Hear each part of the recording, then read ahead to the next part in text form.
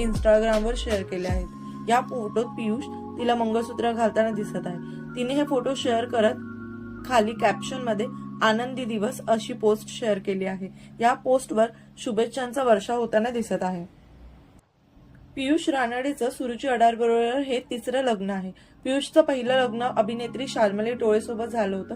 काही कारणास्तव ते दोघं वेगळे झाले।